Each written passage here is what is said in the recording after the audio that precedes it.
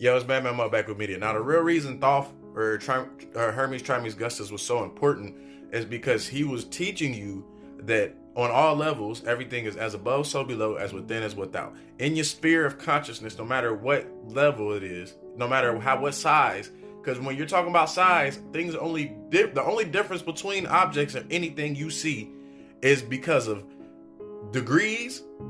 The degrees will determine the measurement. When you're talking about the measurement of something oscillating or spinning to create a wave, you will have degrees and then frequency. And frequency is the wavelength.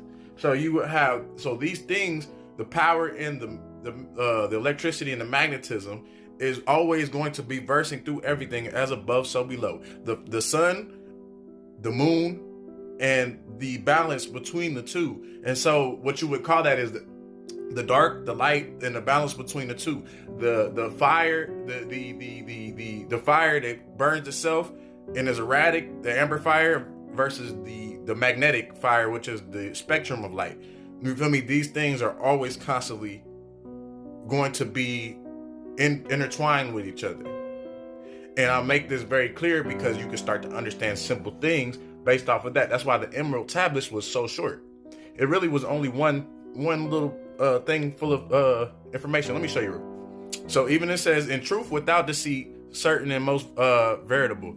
That which is below corresponds to that which is above, as on heaven as it is in earth, as it is in heaven, same thing. And that which is above corresponds to that which is below, to accomplish the miracles of one thing. And just as all things have come from this one thing, through the meditation of one mind, so do all created things originate from this one thing through transformation. This is talking about different cycles. So its father is the sun, its mother is the moon. The wind carries it in its belly, its nurse is the earth. It is the origin of all, the consecration of the universe. Its inherent strength is perfected, and it is turned into earth.